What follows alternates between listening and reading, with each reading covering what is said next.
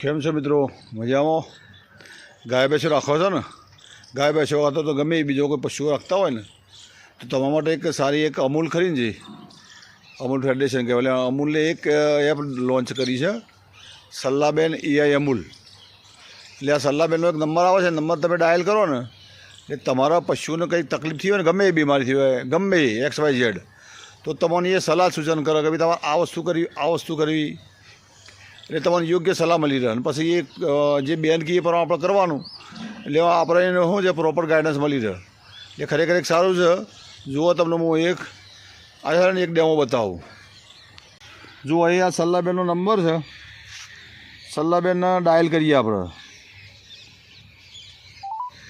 બોલછી.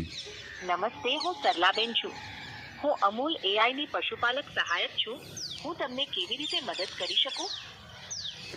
હા સલ્લાબેન, મારા ગાય ખરીને ફૂલી જાય, ખાતી નહીં.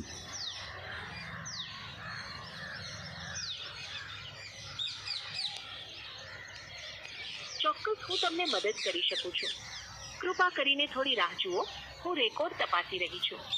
આમાં વધારે સમય નહીં લાગે છે આપની ગાયને પેટ ફૂલવાની આફતની તકલીફ થઈ શકે છે. આ હાલત બહુ જોખમી બનતી હોય છે, એટલે સમય ન બગાડતા તરત નજીકના પશુ ચિકિત્સકને કોલ કરીને ઇમરજન્સી સારવાર કરાવો. ત્યાં સુધી ગાયને હલાવા દો, ચારો પાણી કશું ન આપો, અને જો ગાડી હોય તો ઊભી સ્થિતિમાં જ રાખો. હવે આ સલાહ આપણે સલ્લાબેને આલી કે ભાઈ તમારે ફૂલી જાય તો શું કરવાનું એ બરાબર.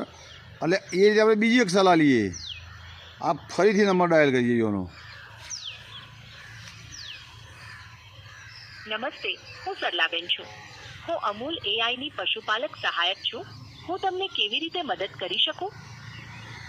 સલ્લાબેન, અમારા ગાયના ઓછોરે દૂધ નહીં આવતું, તો શું કરવું?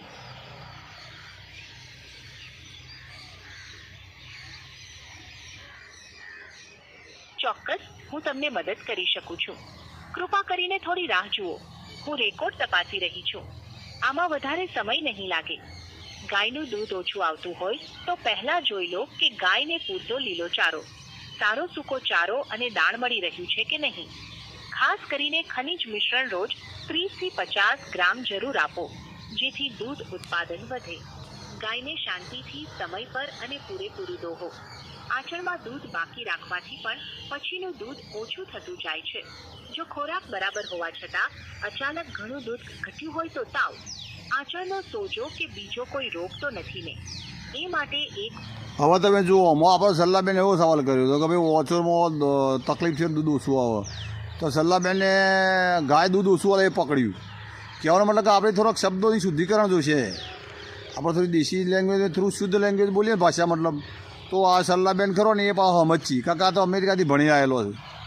એટલે આ થોડુંક માહિતી એવી હોય છે ને. જો આપણે ફરીથી કરીએ એનો.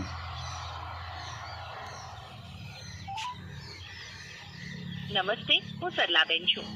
હું અમૂલ AI ની પશુપાલક સહાયક છું. હું તમને કેવી રીતે મદદ કરી શકું? સલ્લાબેન, ગાય વિવાહ પછી કેટલા દિવસે બીજદોણ કરી શકાય?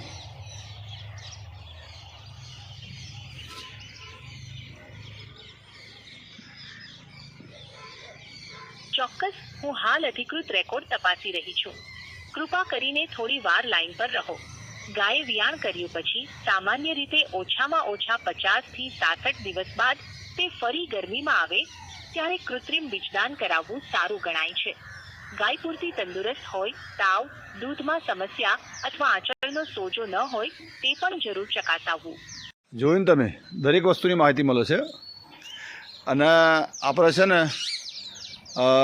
નંબર છે, સલ્લાબેનનો નંબર લખી લો, 80 35 45 45 80 35 45 45 નંબર ડાયલ કરો ને એટલે સલ્લાબેન બોલજી અને તમારે વાત કરવાની પદ્ધતિ જોઈએ. તમારી ભાષા શુદ્ધ રાખજો. કાકા આપણે એમને બીજા નંબરનો જે પ્રશ્ન કર્યો ને, તો એ પ્રશ્નમાં એમને આપણે ઓછુંનું પૂછ્યું નહીં અને બીજો માહિતી આલી. એટલે મતલબ કાકા કોમ્પ્યુટરાઇઝ કહેવાય, ભાષાનું થોડું શુદ્ધિકરણ રાખવું પડે. કાકા આપણે શું કહીશું બેન હું બોલ સમજછી, કાકા અરે અમેરિકાથી ભણી આવેલો હશે એટલે થોડું આપણી થોડી ભાષા ઓછી ફાવે ને, એટલે આ ધ્યાન રાખજો. અને જે આ એપ આપણે પશુપાલકો માટે ખૂબ ઉપયોગી છે. અમૂલનો ખૂબ ખૂબ આભાર. જય હિન્દ, જય ભારત.